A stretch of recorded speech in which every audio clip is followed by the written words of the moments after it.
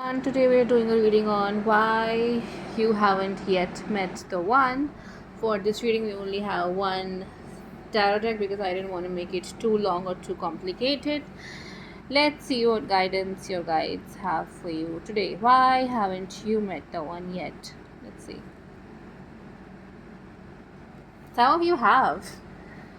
Uh, yeah, some of you already have met your partner. It's just that you may be having a little bit of a hard time seeing them as someone you could spend the rest of your life with. That may be because you recently started dating, or you're just getting to know this person, right? So in the initial stages, obviously no one just jumps into a connection thinking that this person is the one for me. The realization comes gradually over time. Some of you are in early stages of your romances, which is the reason why you don't really have um, confirmation that this person is the one for you. And others of you, um, those of you who have not really met the person, the reason for this person not being in your life is that you're currently too occupied maybe with other areas of your life. With the sunflower here, I'm inclined to say that you're uh, building things in your life that would make you happy. So right now, maybe personal happiness is a bigger struggle than finding the one, right? So I have a sense that you're learning, you're growing, something is changing in your life, and right now you're in the initial stages of those big changes, right? So right now you may be just a little bit too distracted to focus on romantic partnerships. Again, not a very bad message, but I know that there are some of you in the collective who have been with people who are not really good for them. So for them, I'm going to pull another set of cards. We have the Nine of Cups and the Emperor. So, for those of you who've been with people who are kind of toxic, kind of controlling, kind of stupid, kind of manipulative, I have a sense that the reason why you have not really met the one for you, or you're not really with them right now, is that you're learning again what would make you happy. Because I have a sense the reason why we sometimes engage in unhealthy connections is because we are engaging in unhealthy habits in our life in general during those phases in periods in our life. It's not just a bad romance, it's a bad period altogether, and sometimes those periods are worsened by romances which are not really good for us. So I have a sense that you have some addictive habits because of the Nine of Cups. It does indicate drinking. So some of you, again, drinking doesn't necessarily mean drinking alcohol, right? You may have a habit to chew your feelings, not really verbalize them properly, not really share them. So you may have an addiction to food, social media, doom scrolling, whatever. So some of you, the reason why you were in an unhealthy connection was because you were going through an unhealthy phase in general in your life, right?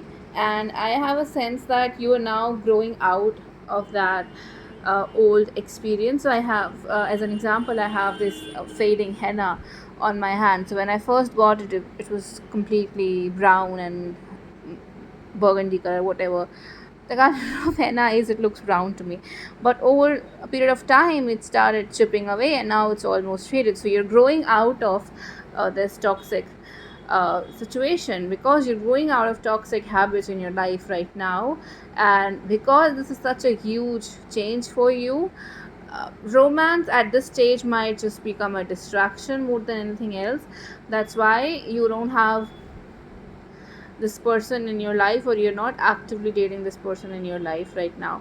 But for all of you, I'm getting this overarching message that you will know when the time is right, where you will know who the one for you is once you meet them.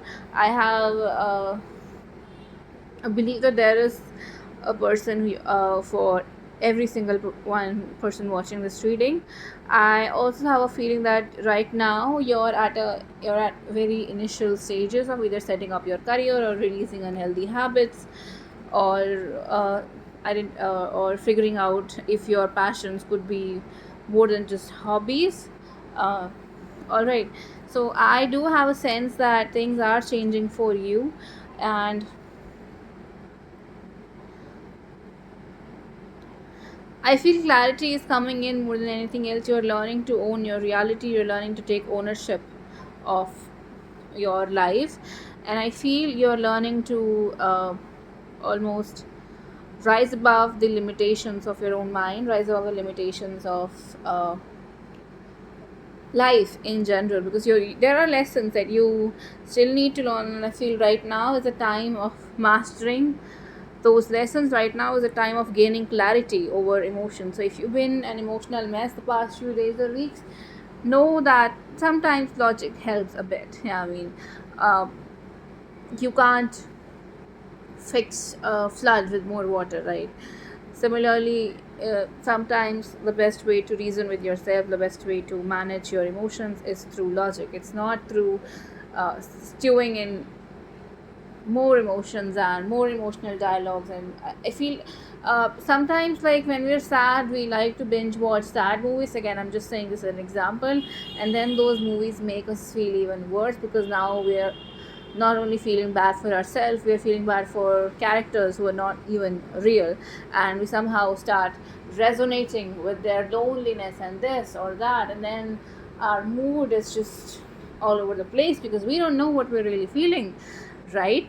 So I feel there's just, if you're feeling too emotional right now, the best way to overcome this phase is to think logically. Maybe think of some logical reasons why things are not the way you want them to be in your life right now.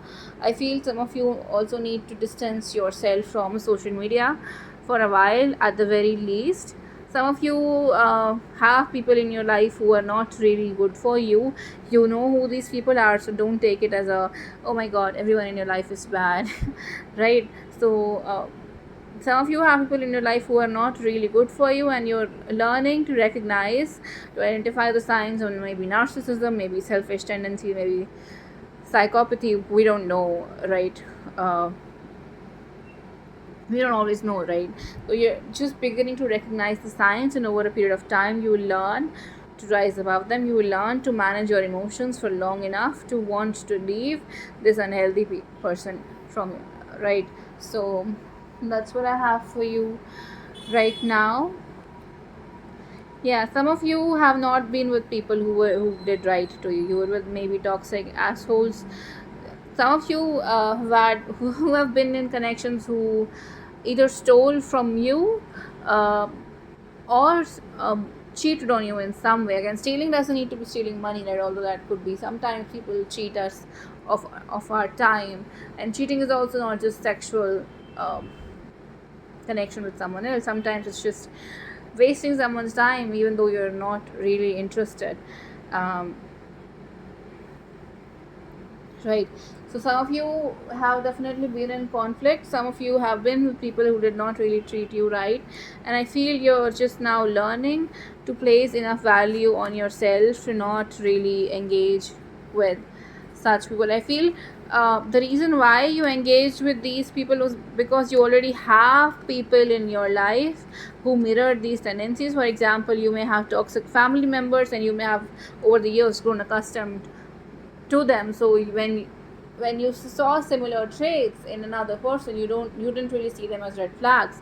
So a part of rising above this toxicity is to first of all push the new person out, also to realize the traits that in your existing with friends or family members or people in your life which you normalized earlier, so you can identify the signs again of narcissism, of stupidity, selfishness, whatever. So you know what the red flags are, and you are already aware of the red flags that you have a tendency to ignore in your future connections, right? So there is a great love for everyone watching this reading, but that love is gonna come after a period of clarity, um, sincerity, releasing anxiety, owning your energy, and manifesting change, commanding change in your life with the Queen of Wands and the Wheel of Fortune. So it's not just that you need to attract these changes in your life, you need to command them to happen. You need to command energy. Yes, you're capable of doing that. You will be inspired when the time is right, but until then you need to believe in yourself and grow your other areas of life. Maybe focus on personal growth in the meanwhile. That's what I have for you all today. Bye bye.